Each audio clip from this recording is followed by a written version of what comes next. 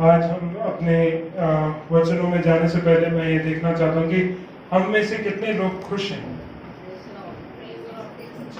कितने ही खुश हैं, ठीक है। और किस बात के लिए खुश हैं? क्योंकि आज हम जीवित हैं, सांस ले सकते हैं, बुरी बातें सोच सकते हैं।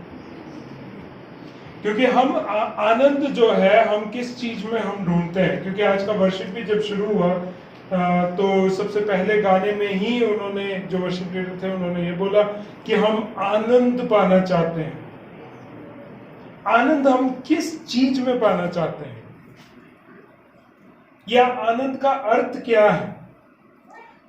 अब एक बच्चे से पूछें, अभी देखो युवान को देखो, उसके अंदर आनंद पापा को देखते ही के साथ जो आनंद भरा है।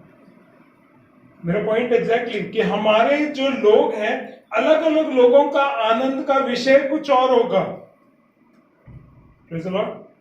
सही बात है। तो मेरे लिए आनंद क्या है, या आपके लिए आनंद क्या है, या क्या आनंद का स्रोत होना चाहिए, वो हमें समझना बहुत जरूरी है।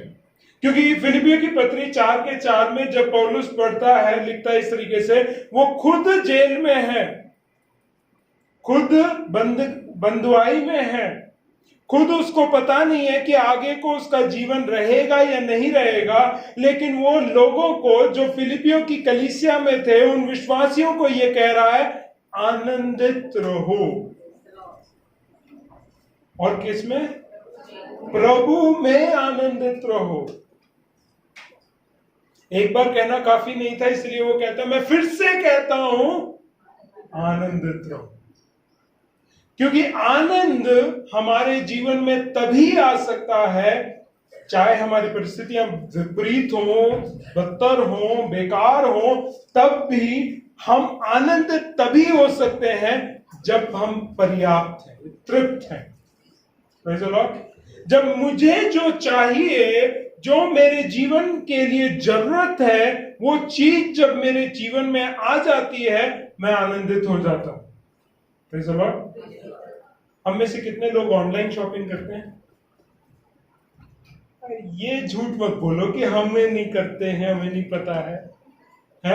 हम लोग एक प्रोडक्ट को मोबाइल में या कंप्यूटर में या लैपटॉप में या जहां कहीं पे भी डिजिटली हम उस बात को देखते हैं, और देखने के बाद हम देखते हैं कि हमारे बजट में है कि नहीं।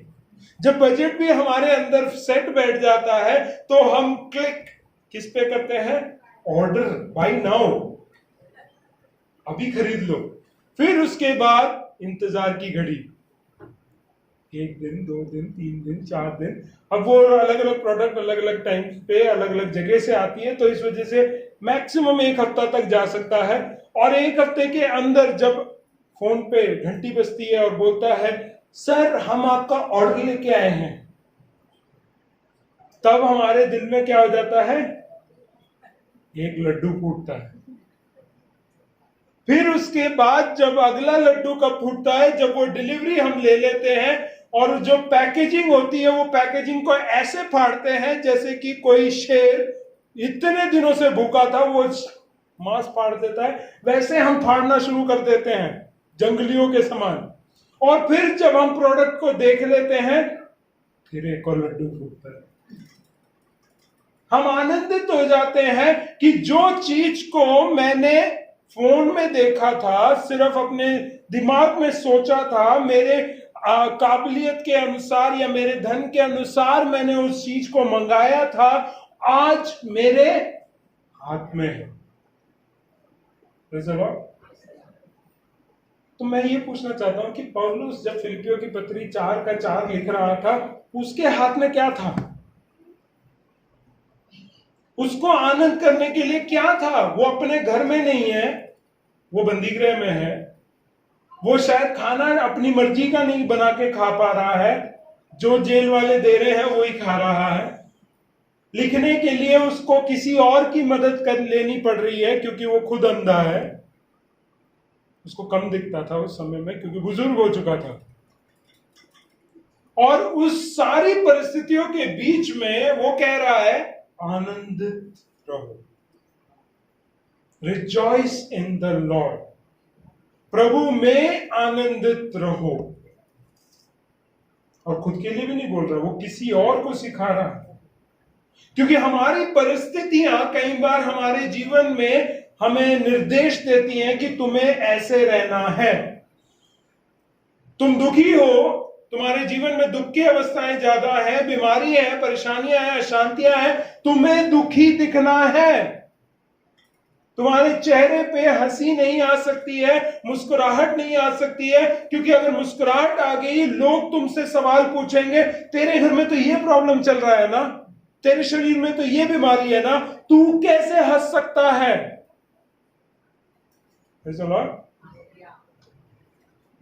क्यों हम हंस सकते हैं, या क्यों हम आनंदित हो सकते हैं, या क्यों हम परेशान नहीं दिखते हैं? क्योंकि हम प्रभु में आनंदित हैं।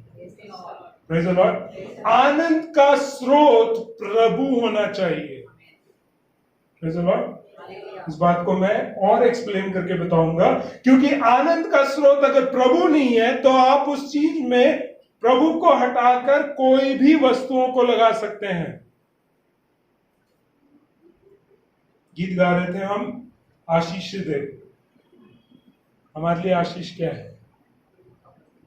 मैं सामने खड़ा हूं, वहां पे एक छोटा वाला वर्जन भी बैठा है, वही आशीष है। वो आशीष है नो क्यों बोल रहे हो? वो आशीष है, उसका नाम भी आशीष है, मेरा नाम भी आशीष है। लेकिन मेरा कहने का मतलब क्या है कि हम जब आशीष परमेश्वर से पाना चाहते हैं, हम क्या दिमाग में सोच आती है? अच्छा पैसा हो, अच्छा बीवी हो, बच्चे हो, पति हो, अच्छा परिवार हो, अच्छा घर हो, अच्छी गाड़ी हो। अगर हमारे सोच में ये सारी चीजें आशीषों को डिफाइन करती है, तो आप संसार के पीछे हैं। और अगर आप आशीष मांग रहे हैं परमेश्वर से और सोच में ये चीजें रख रहे हो, तो आप परमेश्वर के साथ नहीं, परमेश्वर में आनंदित नहीं हो रहे हो, संसार की चीजों में आनंदित होते हो। थोड़ा सा मुश्किल होगा समझने के लिए, थोड़ा सा मुश्किल होगा इस बात को ग्रहण करने के लिए कि आपके अंदर ये सवाल भी आ रहा होगा, पास्टर जी फिर क्या करें? हम पैसे के लिए प्रार्थना नहीं करें, हम जॉब के लिए प्रार्थना नहीं करें, हम बीवी के लिए प्रार्थना नहीं करें। मैंने कहा करो, प्रार्थना करो इन सब चीजों के लिए, लेकिन जो आशीष आप प्राप्त करना चाहते हैं, वो आशीष केवल इन्हीं बातों तक सीमित मत करो।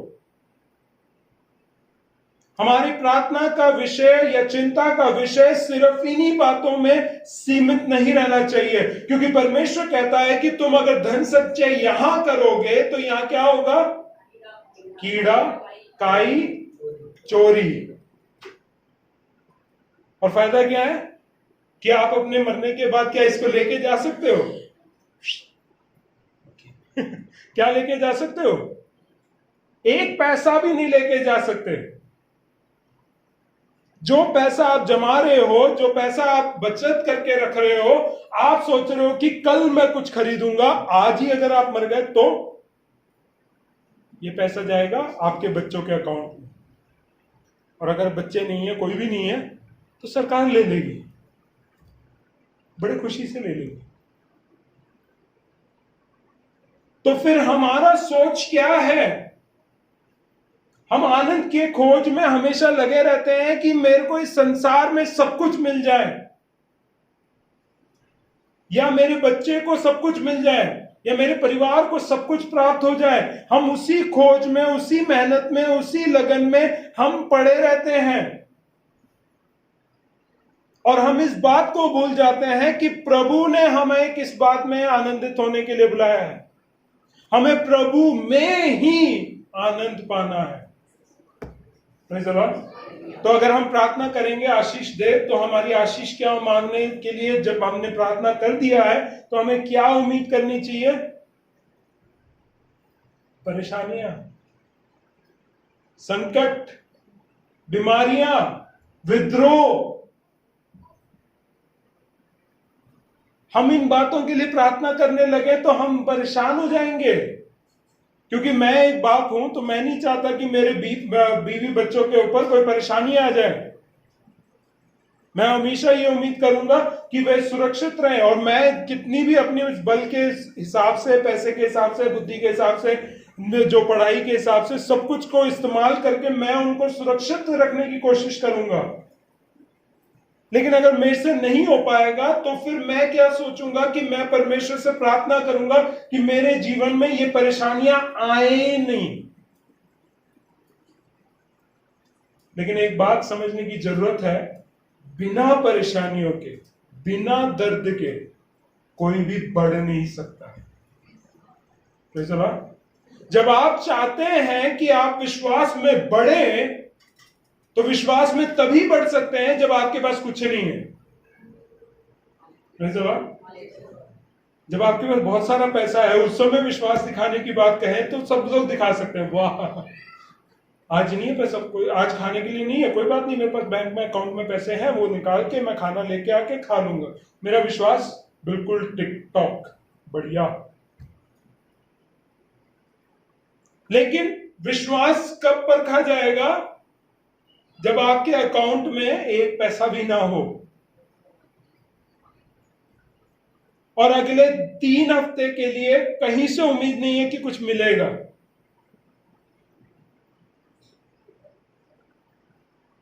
तब अगर आप मजबूत खड़े रह गए वो 3 हफ्ते, 3 हफ्ते के बाद शायद वो पैसा आया आपके पास, तब आप कह सकते हैं मेरा विश्वास कितना है।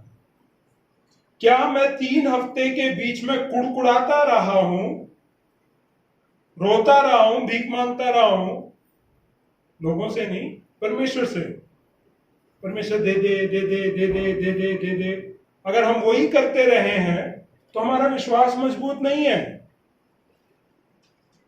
अय्यूब के जीवन में जब परेशानी आई तो एक जगह से नहीं आई, चारों दिशाओं से आ गई। उसके शरीर तक में भी परेशानियां आ गई, लेकिन उसके बीच में भी उसके दोस्तों ने, उसकी बीवी ने तक ये बोल दिया कि तू अब परमेश्वर को क्या कर दे, कोस जा और मर जा। लेकिन उसने क्या किया? उसके डायलॉग सुनोगे तो बहुत ज्यादा ऐसा लगेगा कि फिल्मी मार रहा है वो डायलॉग। क्या डायलॉग मार रहा है? मैं नंगा आया था, नंगा ही चला गया, प्रभु की उसने दिया उसने लिया, उसकी महिमा। अंत तक उसके जीवन में हम देख सकते हैं कि उसने कभी भी परमेश्वर के विरोध में एक बात नहीं कही, और इस कारण परमेश्वर ने उसके जीवन में क्या किया? फिर से वो आशीषें जोड़ी। अब मैं फिर वही बोल रहा हूं कि आप मेरे मुंह से सुन के आप बोल रहे हो भैया देखो, अभी आपने जो एग्जाम्पल लिया है उस एग्जाम्पल के हिसाब से फिर आपने पैसा, उसकी प्रॉपर्टी, उसके गाय बैल सब कुछ बोल दिया ना, तो हम फिर उम्मीद ना करें। हम कहां से आए थे, किन परिस्थितियों से आए थे, परमेश्वर कहां से हमें लेके आया, ये बात को हमें समझना जरूरी है। आज हम किस अवस्थाओं में पहुंच गए हैं, हमें कोई अभाव भी है कि भाई हम कहां थे। मैं जानता हूं कि मेरे टाइम में जब मैं घर में पैदा हुआ था तो उस घर में इन्वर्टर नहीं हुआ करता था। लाइट जब जाती थी तो कई बार ट्रांसफॉर्मर फूकने के बाद 3, 5, 4, 7 दिन के बाद जाके कहीं वो फिक्स होता था और फिर लाइट आती थी। उस 7 दिन में हमारा काम होता था पेपर का पंखा बना के, और रात को तो और भी मजा, गर्मियों के दिन तो बहुत मजा आता था, क्योंकि रात को जब सोते हैं तो बहुत पसीना आता है, और उस पसीने के बीच में जब पंखा चलता था ना, कोई एक व्यक्ति की ड्यूटी होती थी, ऐसे ऐसे करते थे, पूरे 4 लोग एक ही बिस्तर में, और एक बंदे का काम होता था पूरा ऐसे ऐसे करके करना है। जब उसका एक हाथ दुख जाएगा तो दूसरा हाथ से फिर करना है, फिर दूसरा व्यक्ति उठेगा, फिर उसका काम। तो जो पसीना होते तल उसमें नहाए हुए अगर लेटे हुए हैं, जब वो हवा का एक झोंका आता था ना, वाह आनंद। एसी की हवा भी फेल है। मुझे वो टाइम याद है कि एक बार की बात है, मेरे को पूरे अपने जीवन में एक ही बार याद है कि एक हफ्ता हमारे घर में खाने के लिए कुछ नहीं था, हमने ब्रेड पे जीवन बिताया पूरे हफ्ते, खुशी से बिताया, रोके नहीं। अब उस अवस्थाओं के बीच में से परमेश्वर लेके आके हमें उन्नति दे दिया है। अब घर में कुछ कमी नहीं है, 3 वक्त की रोटी है, लाइट चले जाए तो इन्वर्टर है। हम ऐसी एक अवस्था में आ गए हैं कि सब कुछ हमें जल्दी जल्दी मिल भी जाता है, और हम ऐसे अवस्थाओं में जब हम आ जाते हैं हम अपना पिछला भूल जाते हैं।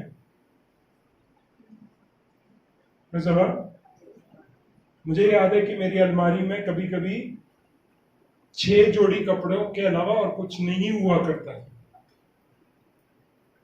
आज प्रभु की दया से ज्यादा है, शायद 8 होगा। उसमें भी आप बोल रहे हो कि 8 ही होगा क्या, ज्यादा है। लेकिन मेरा कहने का मतलब क्या है कि वो जो मैं करता हूं वो क्या है कि पुराना जब थोड़ा हो जाता है तो मैं किसी को दे देता हूं, फिर नया आ जाता है, तो वो नंबर सेम ही रहता है। प्रभु हमें जो अच्छी अच्छी वस्तुएं देता है तब हम उसकी स्तुति करते हैं, तब हम आनंदित होते हैं। लेकिन जब परमेश्वर हमने से पुरानी चीजों को वापस मांग लेता है, लेने की कोशिश करता है, तब हम दुखी हो जाते हैं। मेरी पुरानी आदतें, मेरी रीति रिवाजें, वो परमेश्वर चाहता है कि वो खुद ले ले, लेकिन जब वो लेने की कोशिश करता है तब हम क्या करते हैं, मैं नहीं छोड़ूंगा, ये मेरा है। हम वो पकड़ के बैठते हैं। इसके तो मैं चारों तरफ नहीं जा सकता, नहीं तो मैं पैर से भी पकड़ के दिखाता, क्योंकि वो हालत हो जाती है कि इसको अगर मेरे से, मेरे जीवन से अलग करना है तो मेरे को मारना पड़ेगा, मरना पड़ेगा, तब तुम मेरे उंगलियों को जो जकड़ चुकी होंगी उसको उखाड़ उखाड़ के निकालना पड़ेगा। हम उतने जिद्दी हो जाते हैं। हम मसीह के पीछे आ गए, मसीह का नाम हमारे साथ जुड़ गया है, लेकिन संसार को अभी तक छोड़ा नहीं है हमने। और हम बोल रहे हैं आनंद कहां है, कहां है आनंद? हाँ, कुछ ही लोगों की आवाज निकलेगी अब तो हवा निकल गई है, सिट्टी कुल लोग ये तोते उड़ गए हैं। प्रभु में हमारा आनंद होना चाहिए। संसार की चीजें, वस्तुएं, लोग अगर मेरे साथ ना भी हों, यदि परमेश्वर मेरे साथ है, मैं आनंदित हूं। पौलुस बंदी गृह में इसीलिए आनंद के साथ था और इसीलिए लोगों को कह रहा है आनंद में रहो, क्योंकि उसके साथ प्रभु थे। Praise the Lord. जब तक प्रभु आपके साथ है, दुनिया की कोई भी वस्तु आपको ना मिले, चाहे कितने भी साल आपने प्रार्थना कर लिया, आपको उन्नति नहीं मिल रही है, प्रमोशन नहीं मिल रहा है, आपकी सैलरी नहीं बढ़ रही है, फिर भी आप आनंदित क्यों होंगे? क्योंकि परमेश्वर आपके साथ है। Praise the Lord. आनंद में रहने का एक गुप्त रहस्य यही है कि आपको प्रभु में होना चाहिए। आगे पढ़ेंगे तो इसमें लिखा है कि तुम्हारी कोमलता सब लोगों के ऊपर प्रकट हो। प्रकट मतलब दिखना चाहिए। नहीं, मैं अंदर से बहुत कोमल हूं, बाहर से कठोर दिखता हूं, लेकिन अंदर से बहुत कोमल हूं। बाहर से ऐसा लगता है कि अभी 5 जनों को पीट के आया है और 5 जनों को पीटने जा रहा है। क्यों? अगर ऐसे नहीं रहेंगे ना, कि ऐसा चेहरा बना के अगर हम नहीं चलेंगे ना, तो लोग हमारे ऊपर से क्या करके जाएंगे? चल के जाएंगे, रौंद के जाएंगे हमें। इस वजह से हमें बाहरी रूप जो है बड़ा ही कठोर दिखाना है, और अंदर से वैसी हवा निकली हो, कोमल है, हम बिल्कुल छोटी छोटी आवाज में बात करते हैं, हमारे अंदर का सोच देखोगे तो ऐसे लगेगा कि एक डरपोक बैठा है, लेकिन बाहर से हमारी कोमलता नहीं प्रकट होती है। हम जब बात, मैं ये नहीं कह रहा हूं कि दिखावटी बनो, गलत मत समझ लेना। मैं चाहता हूं कि अगर अंदर आप कोमल है, वही चीज बाहर दिखना है।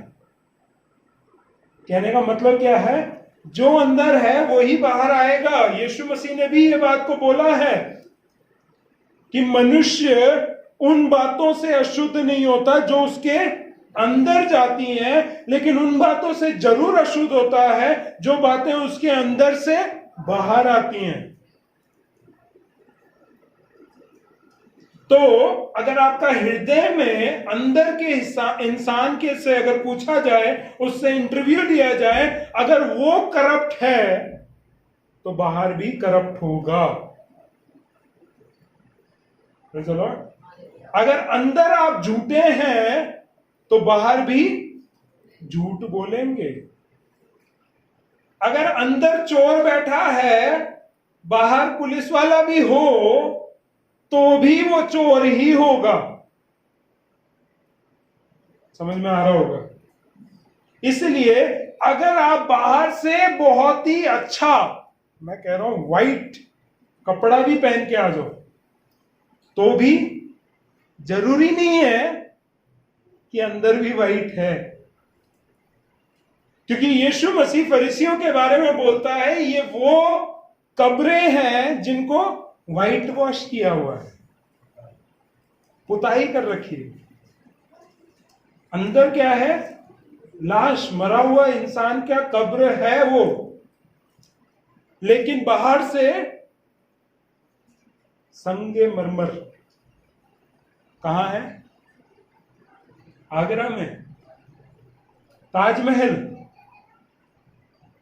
7 अजूबों में से एक, लेकिन अंदर क्या है? क्या है? सड़ाहट, मृत्यु, कोई जीवन नहीं है उसमें।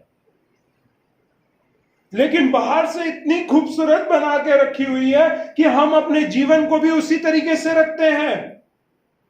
मेरे अंदर विश्वास नहीं है, मेरे अंदर आनंद नहीं है, मेरे अंदर आशा नहीं है, मेरे अंदर शांति नहीं है, लेकिन बाहर से देखो इतना पोता पोती कर रखी है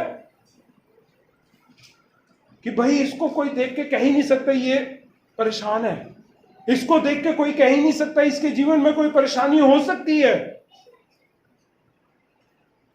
क्योंकि हम नकाब पहनने में बहुत माहिर हैं, लेकिन यहां पे कोई भी नकाब के साथ नहीं बैठा हुआ है।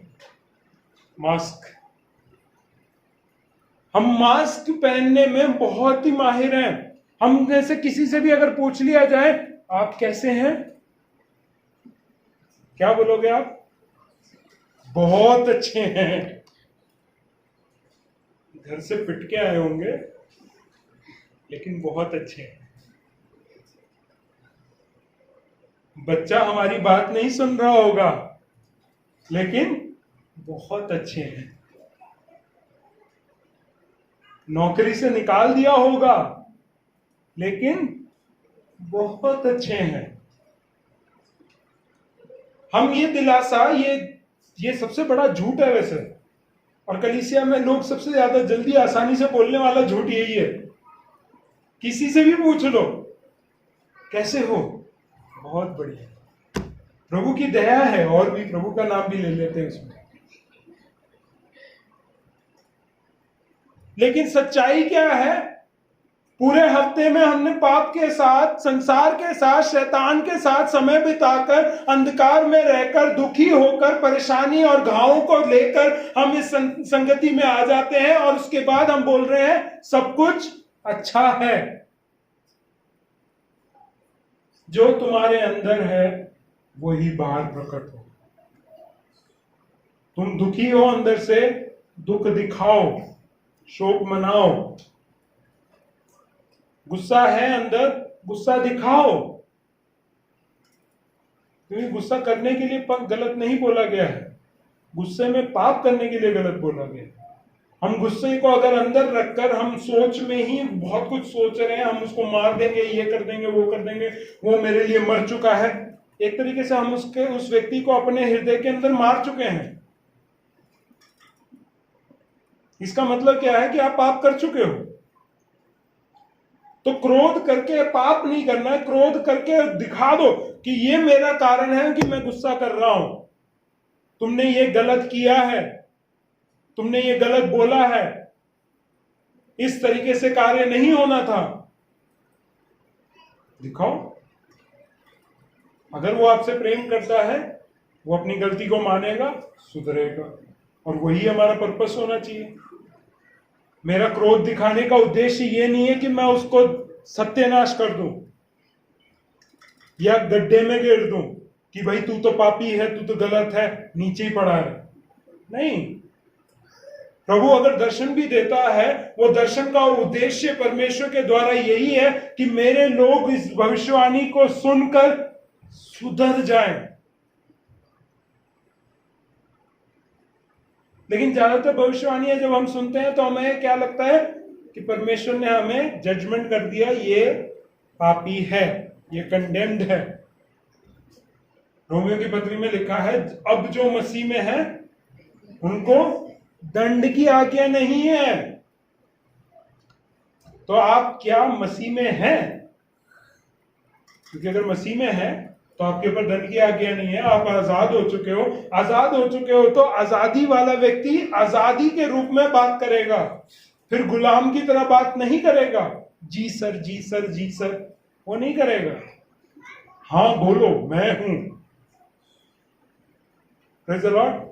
तुम्हारी कोमलता सब लोगों के ऊपर प्रकट हो जाए। क्यों? उसका रीजन क्या है? क्योंकि प्रभु किसके निकट है? मेरे तो अंदर भी नहीं है, तो मेरे निकट क्यों रहेगा? है? प्रभु निकट है, इसका मतलब क्या है कि प्रभु हमेशा साथ रहना चाहता है। अगर तुम्हारी कोमलता जो तुम्हारे अंदर है बाहर प्रकट होती है, प्रभु तुम्हारे निकट है। कहने का मतलब क्या है? एक सच्चाई होनी चाहिए आपके जीवन में। उस सच्चाई के साथ अगर आप सामने अपने लोगों के बीच में अपने आप को रखते हो तो प्रभु आपके निकट है। झूठे लोगों के साथ प्रभु नहीं है, धोखा देने वाले लोगों के साथ प्रभु नहीं है, पाप करने वाले मूर्ति पूजक उन लोगों के साथ प्रभु नहीं है। ये मैं नहीं कह रहा हूं, ये वचन कहता है। प्रभु अपने बारे में खुद कहता है कि मैं ऐसे ऐसे लोगों के बीच में नहीं हूं। ये मेरे शब्द नहीं है, तो कोई भी मेरे से गुस्सा नहीं होना। प्रभु ने कुछ कुछ नियम कानून बना रखे हैं हमारे जीवन के लिए। हर एक चीज जल्दी से नहीं प्राप्त हो सकती है। मैं अपनी बेटी को नहीं बोल सकता कि कीबोर्ड बजा ले, क्योंकि उसने नहीं सीखा है। जब वो सीखेगी, बजाएगी, या उसको जो भी इंटरेस्ट होगा, जो भी इंटरेस्ट इंस्ट्रूमेंट में, वो जब सीखेगी तभी उसके हाथ में दिया जाएगा। हम कुछ भी एकदम से नहीं दे सकते हैं। प्रभु यहां तक बोलता है कि पवित्र आत्मा पाने के लिए भी तुम्हें तैयार होने की जरूरत है। हाँ, बेशक कुछ लोग हैं जो बपतिस्मा से पहले पवित्र आत्मा पा लेते हैं क्योंकि प्रभु उनको शायद तैयार पा रहा है। लेकिन बपतिस्मा भी पाने के लिए हमारे कलीसिया में तो बहुत सिखाई जाती है कि जब तक उस बात को समझ में न आ जाए कि क्यों बपतिस्मा ले रहे हो, तब तक बपतिस्मा नहीं देना चाहिए। तो प्रभु जब निकट है, निकट किसके पास होगा? जो सही में समझता है कि परमेश्वर कौन है और परमेश्वर की बातों को मानता है, उसके अनुसार अपने जीवन को चलाता है। क्योंकि जब तक हम उसके वचनों के अनुसार नहीं चलेंगे, वो क्यों हमारे साथ चलेगा? प्रभु ने कहा कि तुम डरो मत, चिंता मत करो। अगला वाक्य वही कहता है, किसी भी बात की। और अगर करते हैं तो आप करते हो, पापियों के साथ क्यों रहेगा वो? जब उसका बेटा, खुद का बेटा, एकलौता बेटा, जब वो पाप बन गया था तो उसने मुंह फेर दिया था, तो हम कौन सी खेत की मूली हैं? या हमारे अंदर ऐसे कौन से हीरे लगे हुए हैं या कौन सा सीन निकला हुआ है कि वो हमारे साथ ही लगा रहेगा? हमारे अंदर ये डिल्यूजन है एक, कि हम ये सोचते हैं कि एक बार बपतिस्मा ले लिया, एक बार कलीसिया में आ गए, एक बार प्रार्थना हो गया, एक बार हमारे सर के ऊपर हाथ रख गया, अब मेरे जीवन में मैं जब तक नहीं मरूंगा तब तक मसीह मुझे छोड़ के नहीं जाएगा। गलत फहमियों से बाहर आ जाओ। प्रभु का आत्मा तक कार्य करना छोड़ देता है। अगर तुमने आत्मा भी पा लिया है, तुमने गलत कर दिया है, वो आत्मा भी आपसे बात करना छोड़ देगा, सामर्थ देना छोड़ देगा, कार्य करना छोड़ देगा, क्योंकि तुमने उसको शोकित कर दिया। जब परमेश्वर इतना लेवल तक जा सकता है तो हम ये डिल्यूजन में ना रहे, ये एक अफवाह हमारे अंदर बनी ना रहे कि भाई हम ऐसे जिएंगे तो कोई प्रॉब्लम नहीं, प्रभु फिर भी हमारे साथ रहेगा, क्योंकि प्रभु को हमारी जरूरत है। सॉरी, ये परमेश्वर दूसरे परमेश्वरों के समान नहीं है कि तुम्हारी पूजा होगी तभी उनका नाम ऊंचा होगा। नहीं नहीं नहीं, उसकी आराधना करने के लिए स्वर्गदूत बैठे हुए हैं 24 घंटे, हर सेकंड हर पल में करने वाले लोग हैं उसके पास, जो उसकी आज्ञा को एक बिंदु भी इधर उधर ना करे, पूरा करने वाले लोग हैं उसके पास। उसको जरूरत नहीं है। अगर वो भी ना होते तो भी ये तीनों जो हैं अपने में खुद ही काफी हैं। लेकिन हमारे अंदर क्या सोच है? मैं कुछ भी कर लूं, मैं कुछ भी बोल लूं, मैं कुछ भी सोच लूं, परमेश्वर फिर भी मेरे से कार्य करेगा। तो मैं एग्जाम्पल देना चाहता हूं। सबसे पहले मंदिर बनाने का जिम्मेदारी किसको दिया था? दाऊद को। बनाया उसने? नहीं, मेरे से ही होगा, मेरे को जब दर्शन मिला है, मेरे को बात की है, मेरे से ही करना है, तो परमेश्वर मैं ही बनाऊंगा, फिर चाहे मैं कोई भी गलती क्यों ना कर लूं, मेरे से ही होगा। नहीं, ये मत सोचो कि एक बार दर्शन मान मिल गया, आपको एक कॉलिंग मिल गई है, अगर आप रास्ता भटक के चले गए तो प्रभु बोल देगा चले जाओ, मैं किसी और को ले लूं। हम कई बार ये सोच के बैठते हैं मुझे बुलाहट मिली है, मुझी से पूरा होगा, एंड आई एम इनडिस्ट्रक्टेबल, कि कोई मुझे डिस्ट्रॉय नहीं कर सकता है। इस बात में मैं कह रहा हूं, परमेश्वर ने अगर एक बार दरवाजा बंद कर दिया ना, फिर चाहे कितना भी बोल दो कि मेरे को पहले लेटर ऑफ रिकग्निशन मिला था, लेटर ऑफ अपॉइंटमेंट मिला था और मैं उसके बेसिस पे मैं ये काम करना चाहता हूं, तो नहीं कर सकते। बिकॉज एम्प्लॉयर यानी कि परमेश्वर के पास पूरा अथॉरिटी है किसका एम्प्लॉयमेंट लेटर एकदम से डिस्कार्ड करने के लिए, उसके पास पूरा अथॉरिटी है। He is sovereign. सॉवरेन का मतलब सर्वोच्च है, सर्वोच्च अधिकार है, उसके ऊपर और किसी का अधिकार नहीं है। ना तो नीचे वाले उसको बोल के उसके कोई अधिकार को बदल सकते हैं, क्योंकि हम यही करते हैं ना कि अगर कोई ऑर्डर ऊपर से आ गया तो हम अपना लेटर भी भेजते हैं कि ये काम मैं नहीं कर सकता हूं क्योंकि मुझे ये रीजंस हैं और इस वजह से ये काम आप किसी और को दे दो। हम ये करते हैं ऑफिस में। लेकिन परमेश्वर के साथ ये समझने की जरूरत है कि परमेश्वर ने एक आदेश दे दिया कि ये करना है, ये मेरी इच्छा है जो तुम्हें पूरा करना है, उसके बाद तुम अर्जी नहीं डाल सकते कृपया करके ये इन दिनों में मैं नहीं कर सकता हूं क्योंकि मुझे कुछ और काम है और इस वजह से ये मैं उस दिन को खत्म होने के बाद मैं करूंगा। वो नहीं सुनेगा। उसको जो कार्य होना है वो कार्य होके रहेगा। परमेश्वर के लोगों से बोला गया, यीशु मसीह की जब यरूशलेम के अंदर प्रवेश कर रहे थे, सब लोग चिल्ला रहे थे, प्रशंसा कर रहे थे, होसन्ना गा रहे थे। तब फरीसियों ने क्या कहा? अपने चेलों को कह दे चुप हो जाए। प्रभु ने कहा ठीक है, अगर ये चुप हो गए तो जो पत्थर है ना वो बोल उठे।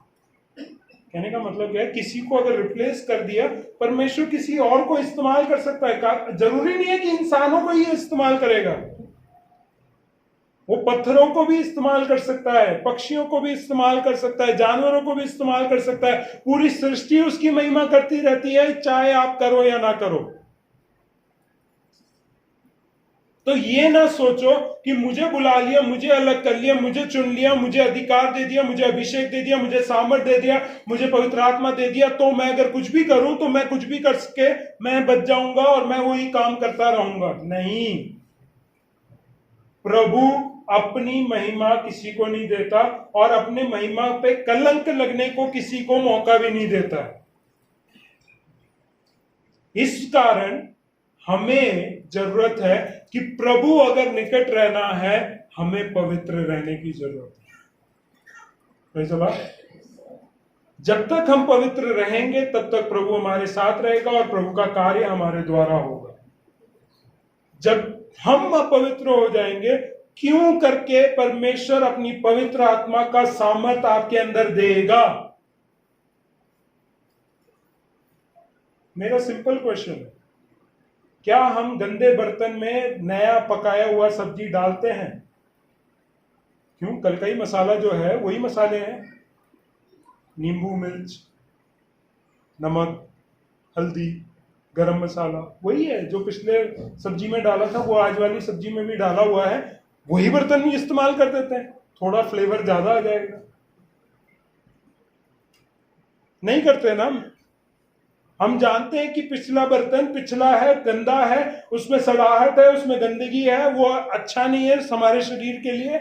ये बातों को जानते हुए ही हम एक नए बर्तन में नई सब्जी को डालते हैं, है ना? सब लोग ऐसे देख रहे हैं कि ये नई एक आविष्कार जो है पास्टर बोल रहे हैं। नहीं, ये सब लोग, सब घर में होता है ये।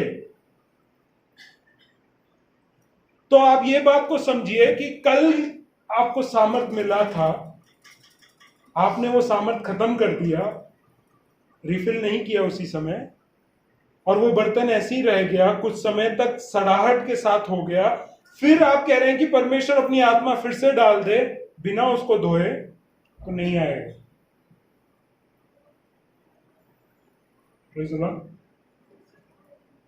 हमें ये बात समझने की जरूरत है कि हम सामर्थ मांगते हैं, प्रार्थना करते हैं, सामर्थ आता क्यों नहीं है? क्योंकि हमारा शरीर अभी तक शुद्ध नहीं हुआ है, हमारी सोच सही नहीं हुई है। जब तक वो सही अंदर से धुलेगा नहीं, तब तक परमेश्वर का सामर्थ नहीं आएगा। और इसलिए कई लोग कहते हैं कि परमेश्वर हमसे बातचीत नहीं करता। क्यों नहीं करता? क्योंकि नहीं कर सकता, आपके निकट नहीं है परमेश्वर। एग्जाम्पल के लिए, अगर आपको पता ही करना है कि परमेश्वर बात कर रहा है या शैतान बात कर रहा है, परमेश्वर कभी भी नेगेटिव बात लेके नहीं आएगा, क्योंकि वो ज्योति का परमेश्वर है। तो ज्योति की बातों को लेके आएगा, आनंद और शांति की बात लेके आएगा, किसी को क्षमा करने की बात को लेके आएगा। अगर उस जगह पे आपको विद्रोह आ रहा है, क्रोध आ रहा है, रेश आ रहा है, रोष आ रहा है, क्या क्या वर्ड्स हैं हिंदी में जो नेगेटिव बातों को दिखाता है, आप वो सारी सोच लेके बैठे हैं और बोल रहे हैं कि पवित्र आत्मा मेरे से बातचीत कर रहा है, तो मैं आपकी आंखों को खोलना चाहता हूं, अगर खोलना चाहेंगे आप, तो वो ये है कि वो पवित्र आत्मा नहीं बोल रहा है।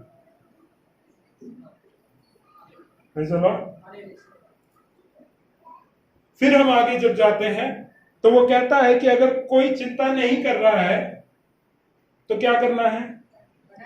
परंतु हर एक बात को तुम्हारे निवेदन, निवेदन, प्रार्थना और विनती के द्वारा धन्यवाद के साथ परमेश्वर के सम्मुख उपस्थित किए जाए।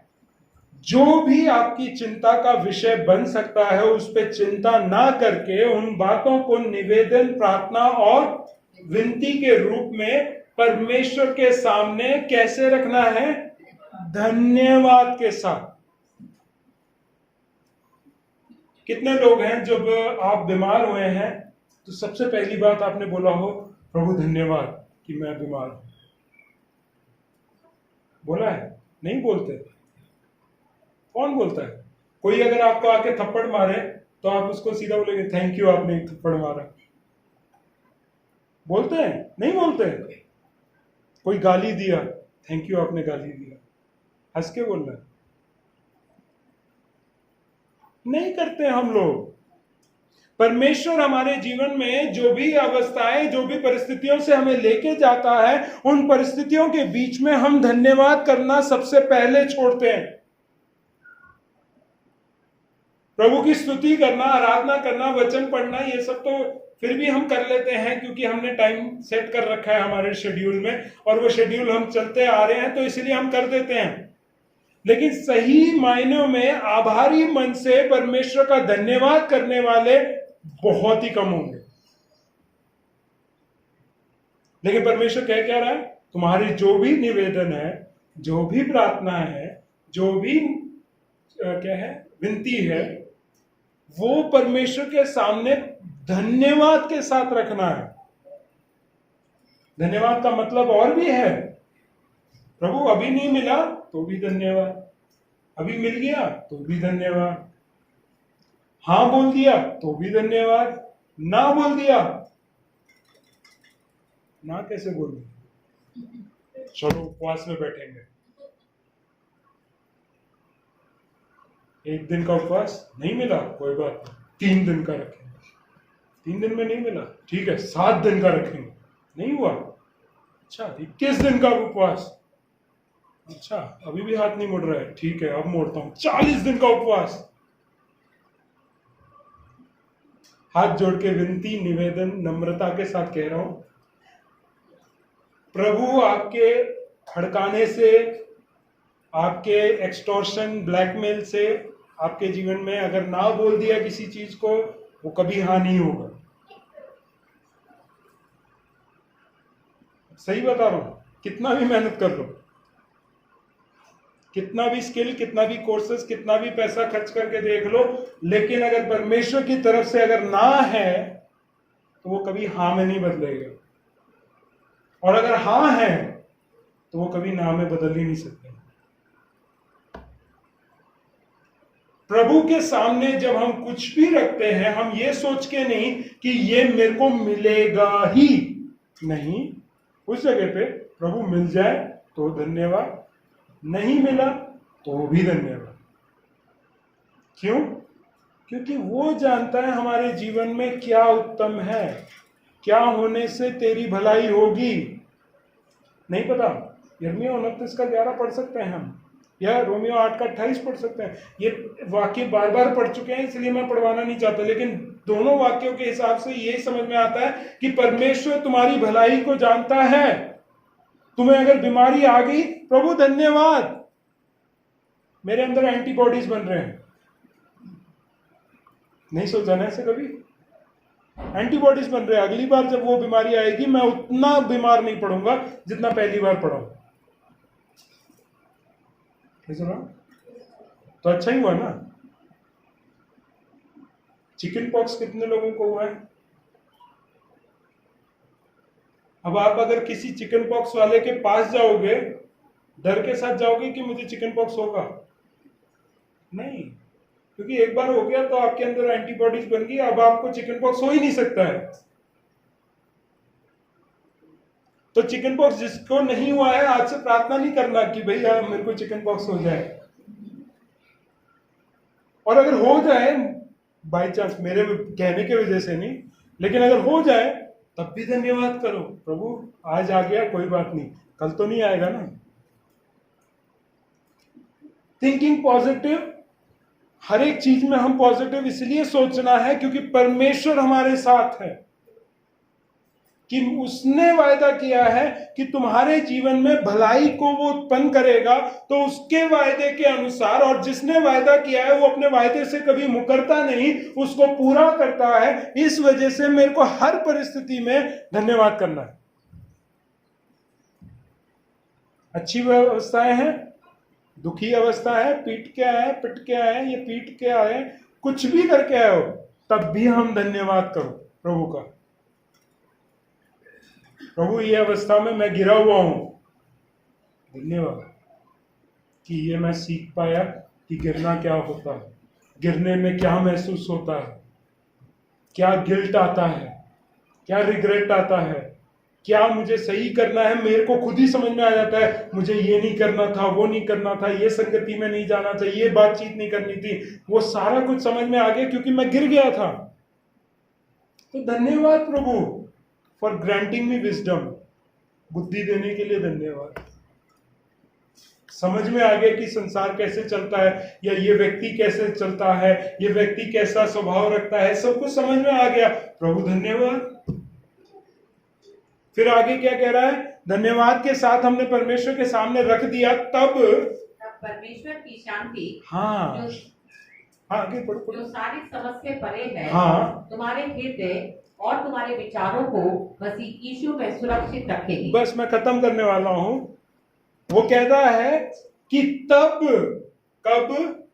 जब पहले 3 वाक्य सही से कर लोगे, 4, 5, 6, तब ही शांति आएगी।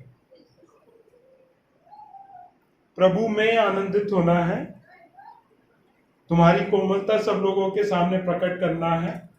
क्यों? क्योंकि प्रभु हमारे निकट रहना चाहिए। तीसरा, चिंता किसी बात की हमें नहीं करनी है, और अगर चिंता का कोई विषय बन के भी आ जाता है तो उन विषयों को निवेदन, प्रार्थना और विनती के रूप में धन्यवाद के साथ परमेश्वर के सामने डाल दो। इस सब में एक रीजन समझ में आना चाहिए क्यों हम कर रहे हैं, क्योंकि प्रभु के अलावा मेरे जीवन में कोई और शांति नहीं दे सकता। जब वो शांति आ जाती है मैं आनंदित हो जाता हूं, क्योंकि मुझे किसी बात की चिंता नहीं। कोई चिंता है तो मैंने प्रभु को दे दी है। मेरे स्वभाव में कोई गलत बात नहीं है, मैं अंदर से भी अच्छा, बाहर से भी अच्छा, प्रभु मेरे साथ चल रहा है, तो मेरे को आनंद करने की बात ही क्या नहीं है। और सब समय मैं आनंद ही करूंगा। Rejoice in the Lord always लिखा है ना, ऑलवेज। ऑलवेज तभी होगा जब मैं ऑलवेज एक स्वभाव में रहूं। एक ही स्वभाव है और एक ही स्वभाव सब लोगों के सामने भी है, अंदर भी है। इस वजह से प्रभु मेरे साथ साथ है। तब वो शांति आएगी। जब तक आप डुअल पर्सनालिटी के साथ जियोगे कोई शांति नहीं आएगी। 2 स्वामियों की सेवा करोगे तो शांति नहीं आएगी, क्योंकि एक परमेश्वर होगा, वो सही बातों में करने के लिए बोलेगा, एक संसार होगा, उसके हिसाब से करने को बोलेगा। दोनों के बीच में आप क्या हो जाओगे? पिस जाओगे। एग्जाम्पल दे देता हूं। इस बार के बोर्ड के एग्जाम में हमारे स्कूल में जो सीएस हैं वो स्कूल छोड़ के दूसरे ब्रांच में जा रही हैं, और नई एक प्रिंसिपल आ चुकी हैं। उनका तरीका अलग है, और उसके बीच में एक और लेडी हैं जो मेरे साथ, उन दोनों के बीच में एक और लेडी है जिनको मैं अप्रोच करता हूं। तो इस बार का पहले एग्जाम के बाद और दूसरे एग्जाम के बीच में इतना प्रॉब्लम क्रिएट किया है इन तीनों लेडीज के वजह से, और पिसा सिर्फ मैं। एक कहता है ये इस तरीके से करो, दूसरा कहता है उसको क्या पता है, इस तरीके से करो, तीसरे कहते हैं इन दोनों को ही नहीं पता है, मैंने इनसे ज्यादा साल में काम किया है, मुझे पता है कैसे करना है। तीनों करो, तीनों के हिसाब से करके देख लिया, एक के हिसाब से एक दिन, एक के हिसाब से एक दिन, तीसरे के दिन के साथ एक तरीके से, और मैंने हाथ खड़े कर लिए। चौथे एग्जाम से पहले ही मैंने जाके प्रिंसिपल मैम को बोल दिया ये मेरा लास्ट एग्जाम है, ये रही सीबीएसई का पूरे जो भी ताला चाबी सब कुछ है आपके हाथ में, मैं नहीं कर रहा एग्जाम, किसी से भी करवाना है करवा लो। तो प्रिंसिपल मैम को भी लगा कि सही है, बंदा पिस गया है, फ्रस्ट्रेट हो गया है, तब जाके उसने ये बोला है। तो उन्होंने मीटिंग बिठाई, जो मीटिंग उनको पहले बिठानी चाहिए थी वो अब बिठाई, और बोला ये व्यक्ति का काम ये है, ये व्यक्ति का काम ये है, ये व्यक्ति का काम ये है, ये व्यक्ति का काम ये है, मेरा काम भी ये है लिखा। मैंने कहा कि अब मैं ये काम को छोड़ के कोई दूसरे काम में मैं अपना सिर नहीं दूंगा। इस साल मैंने एक जो फ्रेज अपने स्कूल में रखा था वो ये था, मैं अपना सिर किसी भी ओखली में नहीं दूंगा। मतलब मैं टैलेंटेड हूं, इसका मतलब ये नहीं है कि अच्छा ये भी मैं कर लूं, अच्छा ये भी मैं कर लूं, सब ओखली सब मार रहे हैं और पिस जाता हूं मैं। मेरा मसाला बन जाता है गरम मसाला, और गरम होके फिर मैं कुछ ना कुछ बोल देता हूं। तो मेरी आत्मिकता पे जब इफेक्ट हो रहा था, मैंने सीधे जाके उनको अप्रोच किया, मैंने बोला कि ये का प्रॉब्लम है, अगर ऐसा रहेगा तो मैं नहीं काम करूंगा। मुझे एक बंदा दे दो जिसको मैं रिपोर्ट करूंगा, मैं उसी की सुनूंगा, उसी से करूंगा, फिर जो भी प्रॉब्लम होगा आप उससे बात करें और उससे देख लें। आज 3 एग्जाम उसके बाद हो चुके हैं बड़ी शांति के साथ। क्यों? क्योंकि हमारे को समझ में आ जाना चाहिए मुझे किसकी सेवा करनी है, मुझे किसके ऊपर आश्रित होना है। मैं अपने परिवार के ऊपर आश्रित हो गया, मेरी शांति भंग हो जाएगी। मैं अपने पैसे के ऊपर आश्रित हो गया, मेरी शांति भंग हो जाएगी। मेरी बुद्धि, मेरा सामर्थ्य, मैं उनके ऊपर आश्रित हो गया, गई भैंस पानी। मेरा आश्रय केवल प्रभु होना चाहिए। जब हम प्रभु के ऊपर आश्रित होंगे, प्रभु हमें आनंद देगा, प्रभु हमें शांति देगा, जो हमारे जीवन में जरूरत है वो तब देगा। प्रभु हमारे जीवन में कहेगा कि तुम क्या है, चिंता नहीं करना है क्योंकि मैं तेरे साथ हूं। तो अपने आप ही अगर मेरे को उसके साथ बने रहना है, मान लो कि एक बंदा है एलन मस्क, कितने लोग जानते हैं मुझे नहीं पता, अच्छा एक ही बंदा जानता है, ठीक है। एलन मस्क अभी करीब बिलियंस ऑफ डॉलर्स का मालिक है। मान लो कि अगर वो मेरे साथ है, वो मेरा बिजनेस पार्टनर है, मुझे पैसे के बारे में चिंता करने की जरूरत है? हाँ, वो बिलियंस ऑफ डॉलर्स खत्म हो जाएंगे तो चिंता करने की जरूरत है। जब तक वो है तब तक मुझे चिंता की जरूरत नहीं है। तो मैं कोशिश क्या करूंगा, एलन मस्क के साथ मेरे रिश्ते अच्छे बने रहे। संसारिक एग्जाम्पल दे रहा हूं लेकिन अर्थ मैं समझाऊंगा। परमेश्वर सर्व सामर्थ्य, सर्वज्ञानी, सर्वव्यापी, सर्वोच्च प्रभु, वो मेरे साथ है तो मुझे किसी बात की चिंता नहीं है। तो मैं कोशिश क्या करना है कि मेरे और उनके रिश्ते कभी खराब ना हो। उसके लिए करना क्या है? वो पाप से घृणा करता है, मुझे पाप नहीं करना। वो चाहता है कि आज्ञाकारी बनो तो मैं उसकी आज्ञाओं को पूरा करता हूं। मुझे प्रसन्न करने के लिए मेरी इच्छा पे चलो, उसकी प्रसन्नता के लिए मैं उसकी इच्छा पे चलता हूं। सिंपल है, कोई कॉम्प्लिकेशन नहीं है। हम बहाने तभी ढूंढते हैं कि परमेश्वर के साथ हमें रिश्ते से ज्यादा इंपॉर्टेंट संसार बन जाता है। भैया ये नहीं हो सकता है, ये नहीं कर सकते हैं, ये आप ही कर सकते हो। ये तक मैंने डायलॉग सुने हुए लोगों से। आप और मेरे में बहुत फर्क है। क्यों? क्योंकि मैं परमेश्वर के साथ रहना चाहता हूं, इसलिए प्रभु के वचन से अलग नहीं होऊंगा। आप संसार और अपनी इच्छा को पूरा करना चाहते हैं, इसलिए इसके लिए बहाने ढूंढोगे। तो मेरे और आपके बीच में तो अंतर है। लेकिन आप ये नहीं कह सकते आप ही कर सकते हो, मैं नहीं कर सकता। हर इंसान कर सकता है, इसलिए बाइबल में लिखा है। लेकिन आपकी प्रायोरिटी सही होनी चाहिए। आप परमेश्वर के साथ रहना चाहते हैं तो आप उसकी बातों को मानो। नहीं रहना चाहते हो तो आप बहाने ढूंढोगे कि ये बात को कैसे नहीं करना है।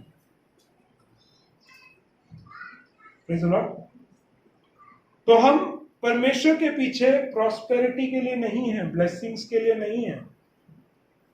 हम परमेश्वर के पीछे इसलिए हैं कि परमेश्वर हमारे साथ रहे। परमेश्वर साथ रहेगा तो परेशानी नहीं होगी ऐसा नहीं लिखा है, आएगी तो भी हम उसका सामना कर सकते हैं क्योंकि प्रभु मेरे साथ है। बीमारी नहीं होगी ऐसा नहीं लिखा है, बीमारी हो भी गई तो भी चलेगा, ठीक हो गए तो भी चलेगा, नहीं हुए तो भी चलेगा क्योंकि प्रभु मेरे साथ है। पैसा है या नहीं है कोई प्रॉब्लम नहीं है। चलाने वाला परमेश्वर जो पक्षियों को खिलाता है, जो शोषणों को कपड़े पहनाता है, वो मेरे साथ है। मुझे किस बात का डर? ज्यादा से ज्यादा क्या होगा? भूखा रह जाऊंगा। ज्यादा से ज्यादा क्या होगा? कपड़े नहीं होंगे। ज्यादा से ज्यादा क्या होगा? घर नहीं होगा। लेकिन प्रभु तो साथ है ना। हम जब तक इन बातों को अपने दिमाग में ना बिठा लें कि हम यहाँ पे सिर्फ यात्री हैं, ये हमारा घर नहीं है, हम यहाँ के नहीं हैं, हम यहाँ के लिए बिल्कुल नहीं बनाए गए हैं। हमें बनाया है इस रीति से है कि हम उसके साथ अनंत काल के लिए रहें। तो मेरा गोल क्या है?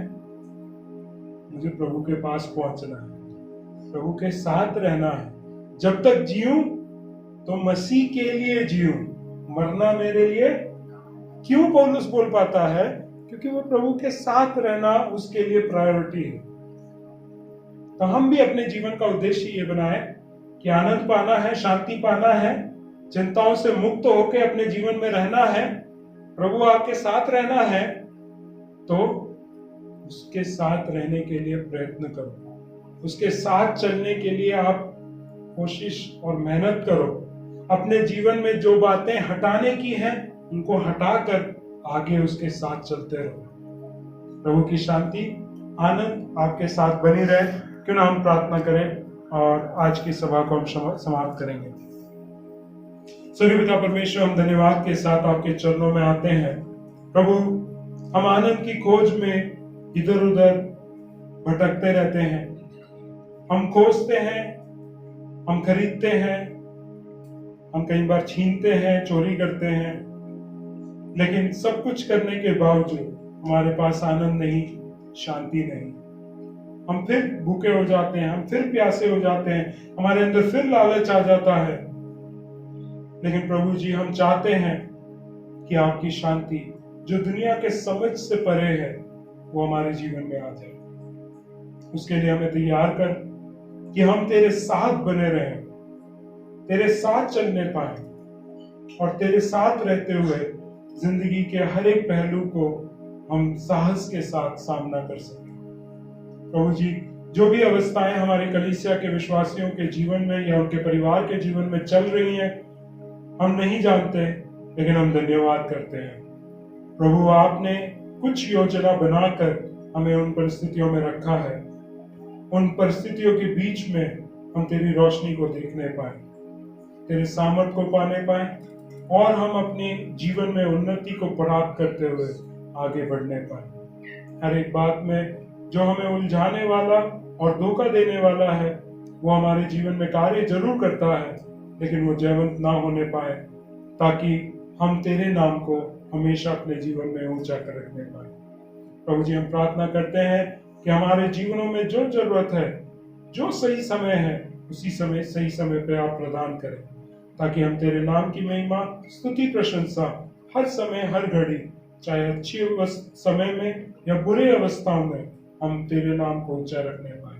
एक और बार सारे लोगों को आपके हाथ में समर्पित करते हुए आपकी इच्छा को, आपकी योजना को चाहते हैं कि हमारे जीवन में पूरा हो जाए।